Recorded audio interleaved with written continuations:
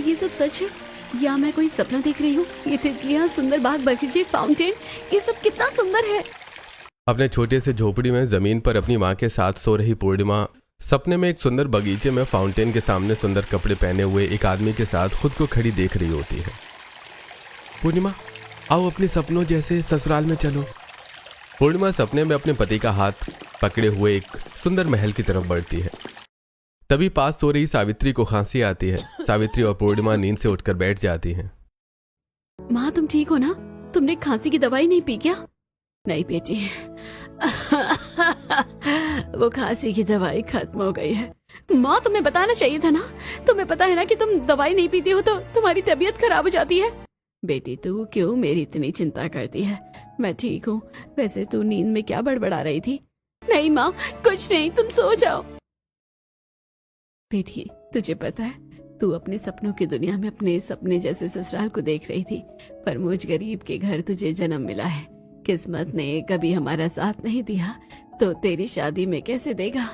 माँ, तुम आराम करो। मेरी सपनों जैसे ससुराल के बारे में मत सोचो। वैसे भी मैं तुम्हें छोड़कर कहीं नहीं जाने वाली हूँ। इतना कहकर सावित्री को सलाह देती है। ऐसी रात बीतती है और अगले दिन पूर्णिमा पुराने और फटे सलवार सूट में खड़ी होती है। बेटी, आज तुझे काम मिला है ना, जो पैसे मिलेंगे उससे तू अपने लिए सलवार सूट ले लेना। नहीं माँ, पैसों से मैं तुम्हारे लिए दवाई लूंगी। अभी तो ये सलवार सूट और चलेगी। नहीं बेटी, तू जवान है, तेरी इज्जत सबसे जरूरी है। तू सबसे पहले अपने लिए सलवार सूट ही लेना। ठीक है माँ, पर मैं पहले दवाई लूंगी, फिर हमारे कुछ खाने के लिए लूंगी। उसके बाद जो पैसे बचेंगे उन्हें संभाल कर रखूंगी। उनमें पैसे जोड़कर मैं एक सलवार सूट ले लूंगी। अब मैं लेट हो रही हूँ, निकल रही हूँ। इतना कहकर पूर्णिमा अपनी छोटी सी झोपड़ी से निकलती है और जहां पार्टी की तैयारियां चल रही होती हैं। तुम कौन हो और यहाँ किस लिए आई हो? जी, मैं पूर्णिमा, मैं काम के लिए आई हूँ। हाँ, याद आया। ऐसा करो, तुम पूरे घर में फूलों की लड़ियां लगाओ और अच्छे से लगाना। पूर्णिमा दूसरे आदमियों के साथ बंगले को सजाने लगती है। ऐसी ही दोपहर होती है। पूर्णिमा अपने साथ काम कर रही एक औरत के साथ फूलों की लड़ियां बना रही होती है। सर ने कहा है कि अलग अलग साइज की फूलों की लड़ियां बनाना और उन्हें फंक्शन में हवा में टांगना। पर अगर हम इन फूलों की लड़ियों की जगह स्टार और बच्चों के कार्टून के डिजाइन बनाए तो बच्चों को बहुत पसंद आएंगे। ये मैनेजर बहुत अकड़ू है, सिर्फ अपनी बात सुनता है। उसने जितना कहा है उतना करो, वरना पैसे काट कर भगा देगा। पूर्णिमा की बात करते देखकर आशुतोष पूर्णिमा के पास आता है। ए लड़की, मैं तुझे बात करने के पैसे दूंगा या काम करने के? जल्दी जल्दी हाथ चला। सर, इन फूलों को लगाने के लिए आपने जो डिजाइन बताई है उससे भी अच्छी एक डिजाइन है। हम फूलों की लड़ी की जगह चांद सितारे बनाकर टांग सकते हैं। बच्चे की बर्थडे पार्टी है तो बहुत सारे बच्चे आएंगे और वो खेलेंगे इनसे। आइडिया तो इसका अच्छा है, पर अगर मैंने इसकी तारीफ कर दी तो इन मजदूरों के भाव बढ़ जाएंगे। अब समझ आया कि इतना धीरे काम क्यों हो रहा है। तुझे यहाँ काम करने के लिए बुलाया है, दिमाग लगाने के लिए नहीं। वो काम मेरा है। या पकड़ अपने 150 रुपए और निकल यहाँ से। क्यों सर, क्या हो गया? अगर आपको नहीं पसंद आया तो कोई बात नहीं, जैसा आपने कहा है वैसे ही कर देती हूँ। तेरा आइडिया बिल्कुल बेकार है। तुझे क्या नॉलेज है कि किस पार्टी को कैसे ऑर्गेनाइज करना चाहिए? अब निकल यहाँ से। और 100 रुपए मैंने तेरे इसलिए काटे कि तूने काम पूरा नहीं किया है। ऊपर से तूने मेरा समय भी बर्बाद किया। निकल यहाँ से अब। पूर्णिमा उदास होकर वहां से निकलती है और एक मेडिकल शॉप पर आती है। भैया, मुझे खांसी की सिरप चाहिए जो मैं अपनी माँ के लिए लेकर जाती हूँ। हाँ, ये लीजिए। और इसके 20 रुपए बढ़ गए हैं, 130 रुपए हुए। 130 रुपए? 110 रुपए ही बहुत मुश्किल से जुटा पाती थी, अब तो 130 रुपए जुटाने पड़ेंगे। पर माँ की दवाई लेनी तो पड़ेगी ना, वरना माँ की तबीयत खराब हो जाएगी। पूर्णिमा दवाई के पैसे देती है और दवाई लेकर अपने घर चली जाती है, जहां सावित्री जोरों से खांस रही होती है। पूर्णिमा तुरंत सावित्री को दवाई पिलाती है, फिर आटा गूंथ कर अपने घर के बाहर बने छोटे से चूल्हे के पास आती है और चूल्हा जलाती है। इतनी तेज गर्मी में चूल्हे के सामने तो चक्कर आने लगते हैं। चूल्हे की आग से झुलसते हुए पूर्णिमा रोटियां बनाती है और वापस अपनी झोपड़ी में आती है और सावित्री के साथ प्याज रोटी खाती है। ऐसे आज का दिन बीतता है। अगले दिन सावित्री और पूर्णिमा सब्जी मंडी में सब्जी खरीद रही होती है। भैया, आलू कितने रुपए किलो है? 40 रुपए किलो। और ये टमाटर प्याज? दोनों 80 रुपए किलो। भैया, मेरे पास 20 रुपए ही है और हम 2 माँ बेटी को ही खाना है। आप 2 आलू और 1 टमाटर दे दीजिए। 2 आलू 1 टमाटर का क्या हिसाब करूंगा मैं? कम से कम 250-250 ग्राम तो ले लो। अरे भैया, दे दो ना। नहीं है ना हमारे पास उतने पैसे। 10 रुपए की सब्जी ले लूंगी तो 10 रुपए का आटा ले लूंगी। पास खड़ी कांति और शांति पूर्णिमा की बात सुनती हैं। ये देखो, इस गरीब को 10 रुपए में सब्जी और आटा चाहिए। अरे सारी गलती इसकी माँ की है, बेटे की शादी के सपने पूरे करने की उम्र में काम करवा रही है। सावित्री की आंखों में आंसू आ जाते हैं। माँ तुम रोने क्यों लगी? तुम्हें ताना मारने वाले हमारा पेट नहीं भरते हैं। बेटी वो सच ही तो कह रहे हैं। अरे माँ, अरे भैया तुम 10 रुपए की प्याज दे दो और माँ तुम रोना बंद करो। पूर्णिमा प्याज लेकर सावित्री के साथ घर की तरफ बढ़ती है। बेटी मुझे माफ कर दे, सपने मेरी वजह से ही पूरे नहीं हो रहे हैं। ऐसा कुछ नहीं है माँ, मैं मेहनत करूंगी और हम दोनों के सपनों को पूरा करूंगी। भगवान के घर देर है अंधेर नहीं। और तुम वादा करो आज से हमारी गरीबी का कारण खुद को नहीं मानोगी। ऐसे कुछ दिन बीतते हैं। एक दिन पूर्णिमा एक टोकरी में ढेर सारे रंग बिरंगे फूल लिए घर आती है। बेटी तू ये रंग बिरंगे फूल क्यों लेकर आई है? माँ, एक हफ्ते से वो पार्टी मैनेजर मुझे कोई काम नहीं दे रहा है और कहीं कोई काम नहीं मिला है, इसलिए मैं ये फूल लेकर आई हूँ। इन फूलों में हुक लगाकर कान की बाली, मांग टीका और हार बनाकर बेचने की कोशिश करूंगी। पर फूलों के बने गहने कौन खरीदेगा और क्यों खरीदेगा? ये फूलों के बने गहने मंदिर के बाहर बेचूंगी। लोग अपने भगवान की मूर्ति को सजाने के लिए इन्हें खरीद सकते हैं। अगर लोगों ने खरीदा तो मैं यही काम शुरू कर दूंगी। इतना कहकर पूर्णिमा फूलों में हुक लगाकर झुमके और रंग बिरंगे फूल जोड़कर के लिए हाथों की चूड़ियां दे दीजिए। मुझे फूलों का बड़ा मांग टीका बनाकर दे दीजिए मंदिर की माता रानी के लिए। हाँ, आप जैसा कहेंगे मैं वैसा बनाकर दे दूंगी, वो भी 10 रुपए में। थोड़ी देर में पूर्णिमा के सारे फूलों के बने गहने बिक जाते हैं। वहीं मंदिर के बाहर फूल बेच रहे दुकानदार आपस में बात कर रहे होते हैं। अरे भाई, इस लड़की ने तो आज हमारा धंधा ही खराब कर दिया। कहाँ से आई है ये लड़की? ऐसे ही आज का दिन बीतता है। अगले दिन पूर्णिमा शहर से दूर जंगल में आती है, जहाँ रंग बिरंगे फूलों पर तितलियां उड़ रही होती हैं।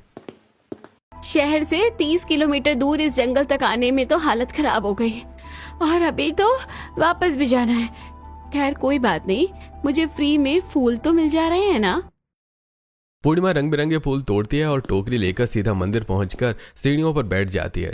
तभी वहां अपनी माँ के साथ शनाया आती है। फूलों के गहने लीजिए, सिर्फ 10 रुपए, ताजे फूलों के गहने खरीदिए। अरे वाह, ये तो बहुत ही अच्छे लग रहे हैं। देख शनाया, अच्छे है ना?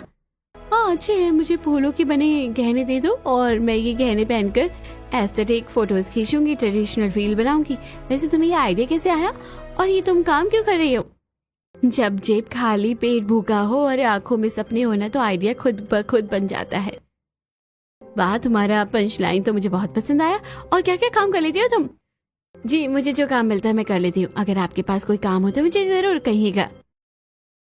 शनाया फूल के गहने लेकर मंदिर से निकल जाती है। तभी बाहर फूल बेच रहे फूल वाले पूर्णिमा के पास आते हैं और उसकी टोकरी को लात मारकर गिरा देते हैं। कौन हो तुम? तुमने मेरी फूलों की टोकरी क्यों गिरा दी? अरे क्यों ना गिराए तेरी टोकरी को? तेरे फूलों के गहने की वजह से हमारे फूलों के माल बिक ही नहीं रहा है। अरे ए लड़की, कान के पर्दे साफ करके हमारी बात सुन ले। यहाँ दिख मत जाना, वरना तेरी टोकरी के साथ तुझे भी तोड़ देंगे। इतना कहकर फूल बेचने वाले पूर्णिमा को सीढ़ियों से धकेल देते हैं। घायल उदास पूर्णिमा अपने घर चली आती है। अरे ये क्या हुआ तुझे? ये चोट कैसे लगी? माँ, मुझे मंदिर के बाहर फूलों के बने सामान बेचने से मना कर दिया। अब हमारा गुजारा कैसे होगा? मुझे तो और कोई काम भी नहीं आता है। बेटी तू चिंता क्यों कर रही है? तुझे कोई ना कोई काम जरूर मिल जाएगा। ऐसे कुछ दिन बीतते हैं और एक दिन पूर्णिमा सरकारी नल से पानी भर रही होती है। 3 दिनों से मेरी माँ भूखी है और मैं पैसे नहीं कमा पा रही हूँ। क्या करूँ? कहाँ काम मिलेगा? पूर्णिमा ये सब सोच रही होती है, तभी वहां शनाया आती है। हेलो, तुमने पहचाना मुझे? हाँ, पर आप यहाँ कैसे? मैं तुम्हारे बारे में पता करती हुई आई हूँ। तुम्हें काम चाहिए था ना? मेरे पास तुम्हारे लिए काम है और अच्छे पैसे भी दूंगी। हाँ मैं तैयार हूँ, बोलिए क्या काम है? देखो, मेरे घर वालों ने मेरी शादी के लिए एक अच्छा लड़का तय किया है। बस उससे मेरी जगह मिलने जाना है। आपकी जगह मुझे जाना है? पर ऐसा क्यों? वो तो आपको देखने आ रहा है ना। इतने सवाल जवाब मत करो, बस कल मेरी जगह उससे मिलने चले जाना। ऐसे ही आज का दिन बीतता है। अगले दिन शनाया पूर्णिमा को लेकर एक मॉल में आती है और उसे एक ड्रेस देती है। तुम ये ड्रेस पहन लो, तुम्हारे कपड़े देखकर उसे शक हो जाएगा कि तुम मैं नहीं हूँ। वहाँ पूरे एटीट्यूड में रहना और वो तुमसे इम्प्रेस नहीं होना चाहिए।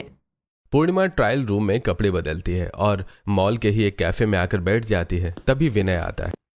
जी, आप ही शनाया है ना? जी हाँ, मैं शनाया हूँ, बैठिए। बातें तो होती रहेंगी, पहले कॉफी मंगा लेते हैं। इतना कहकर विनय कॉफी ऑर्डर करता है। वेटर कॉफी लेकर आता है और गलती से पूर्णिमा के कपड़ों पर गिरा देता है। आई एम सॉरी मैम, मुझसे गलती हो गई। कोई बात नहीं, कभी कभी हो जाता है, आप घबराइए मत। मैम आप मेरी कंप्लेंट मत कीजिएगा प्लीज।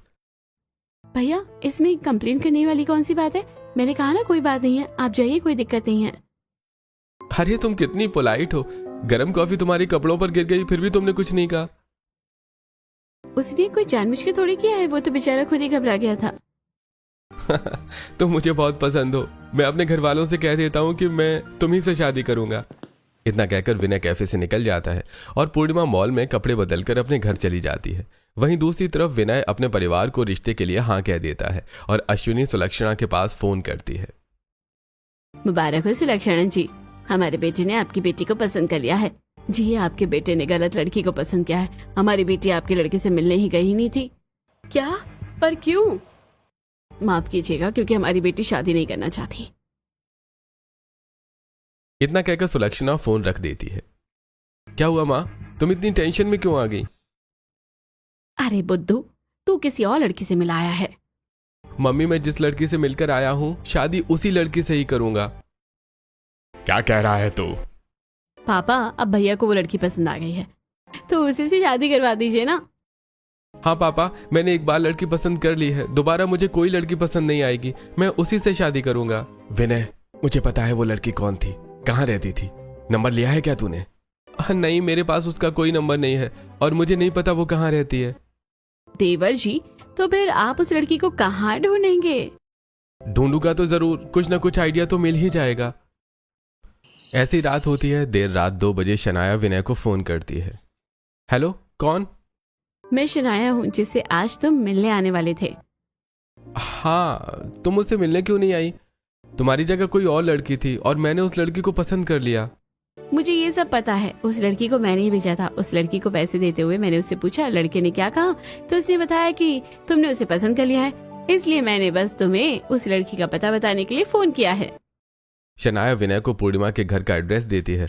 अगले दिन विनय अपने परिवार के साथ रिश्ता लेकर पूर्णिमा के घर पहुंचता है। देवर जी, आपको इस फटीचर से शादी करनी है? भाभी, ये घर की होने वाली बहू है, आप इस तरह क्यों कह रही हैं? कि हमारे दरवाजे पर कौन लोग खड़े हैं? कौन हैं आप लोग? जी, हम आपकी बेटी का रिश्ता लेकर आए हैं। रिश्ता? आइए, आप लोग अंदर आए हैं। पूरा परिवार अंदर आता है। वहीं पूर्णिमा भी अपने फटे सलवार सूट में खड़ी होती है। तुम यहाँ क्यों आए हो? देखो, मुझे पता है अपनी जगह तुम्हें शनाया ने भेजा था, पर मुझे तुम पसंद आ गई हो, इसलिए मैं तुम्हारे लिए रिश्ता लेकर आया हूँ। जी, आप अपनी बेटी हमें सौंप दीजिए, हम आपकी बेटी को अपने घर की बहू बनाना चाहते हैं। मुझ गरीब के घर की बेटी के लिए इतने बड़े घर से रिश्ता आया है, मुझे तो यकीन ही नहीं हो रहा। मुझे रिश्ता मंजूर है। नहीं माँ, मुझे शादी नहीं करनी है। अगर मैं तुम्हें छोड़कर चली गई तो तुम्हारा ध्यान कौन रखेगा? बेटी तुम उसकी चिंता मत करो, तू शादी करके अपना घर बसा। मुझे 2 रोटी चाहिए, वो मैं मेहनत करके खा लूंगी। बेटी तुम्हें अपनी माँ की चिंता करने की कोई जरूरत नहीं है, तुम बस शादी के लिए हाँ कहो। हम समधन जी को किसी दुख तकलीफ में नहीं रहने देंगे। बेटी तुझे मेरी कसम है, तू शादी के लिए मना नहीं करेगी। पूर्णिमा शादी के लिए मान जाती है। विनय और पूर्णिमा की शादी की तारीख तय होती है। तय तारीख के दिन धूम धड़ाके से विनय और पूर्णिमा की शादी होती है और पूर्णिमा मर्सिडीज में विदा होकर अपने आलीशान ससुराल के गेट पर उतरती है। इतनी बड़ी गाड़ी, इतना बड़ा ससुराल और इतनी औरतें ताली लेकर क्यों खड़ी हैं? अरे ये औरतें तुम्हारे स्वागत में खड़ी हैं, आओ अंदर चलो।